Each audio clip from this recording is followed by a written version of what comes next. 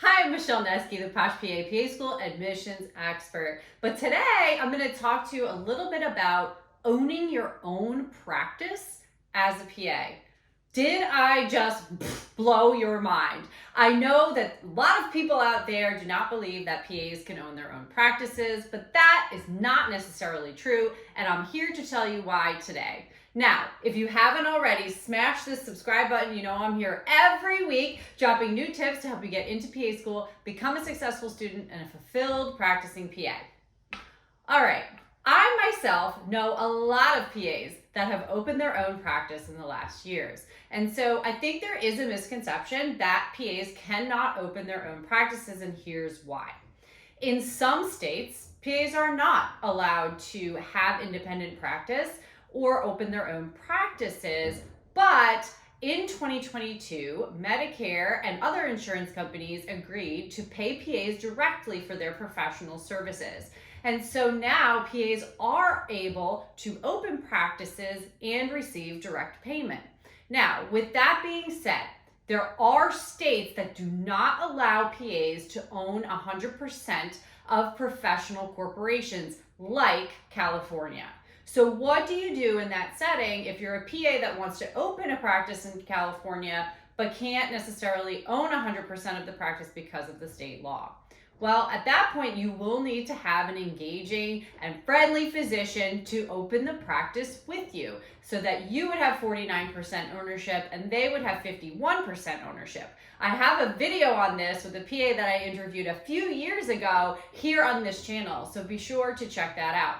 In other states, that's going to look a lot different depending on the law. And so it's really important for you, if you are a PA looking to start your own practice or open your own practice, that you have knowledge of what you are able to own in terms of percentage of ownership in the corporation.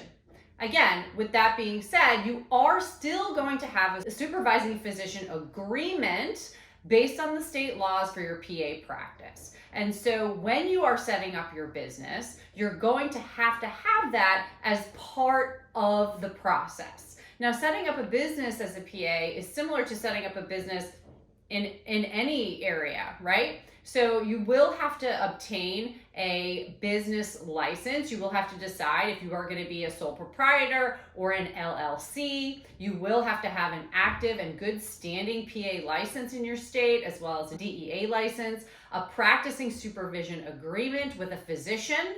And you will need to do more research on getting a credentialing service involved, billing systems set up, marketing, electronic medical records, and all of those things that go along with owning and operating a practice. Now, like I said, it is really important for you to understand if you are in the state of South Carolina versus the state of North Carolina versus, the state of California, those laws are going to look different in terms of scope of practice for PAs, independent practice law, and business ownership. Okay, there are certain states in the country currently where PAs do have full practice authority. That is not in every state. Okay, whereas nurse practitioners tend to have full practice authority in most states across the country and are able to open their own practices as well. So for a long time, people would say to me the biggest difference between a PA and an NP was NPs were able to open their own practices. Yes, NPs are able to open their own practices, but PAs are too. It may look a little different in the process based on the state that you work in, but it's really important to know that this opportunity is available to you.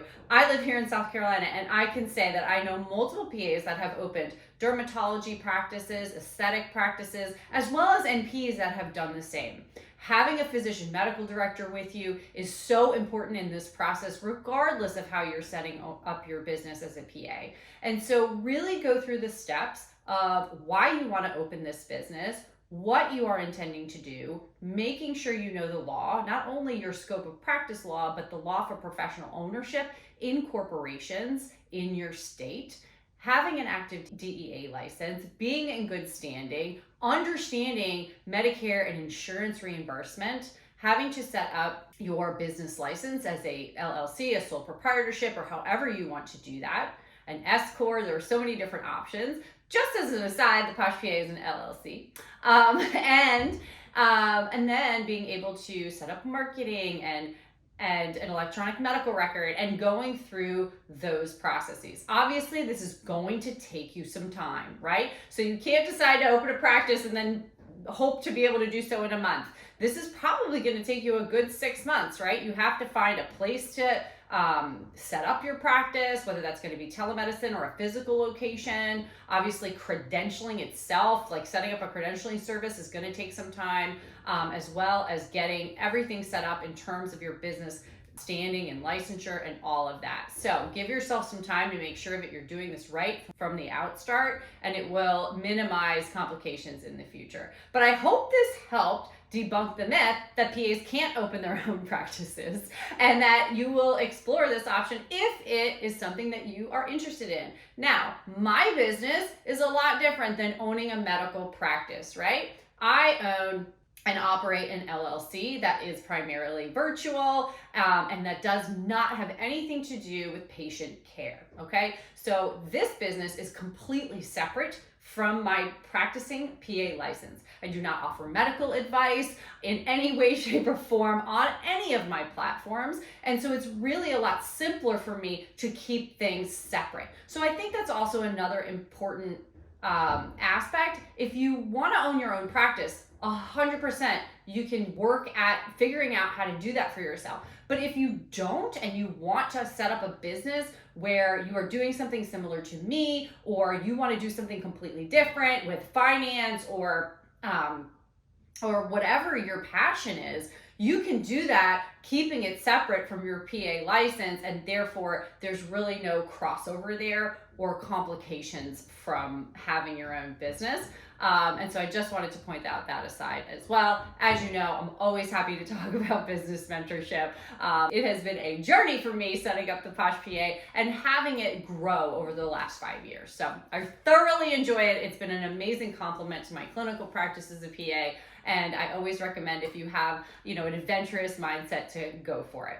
Do you have any questions about opening your own practice as a PA? I would love to hear from you. And really, if you own your own practice as a PA, drop comments, give us all the information that you have and the steps you took to go through it. Or I can interview you here. So feel free to reach out to me at theposhpa@michellenesky.com to be interviewed on this channel.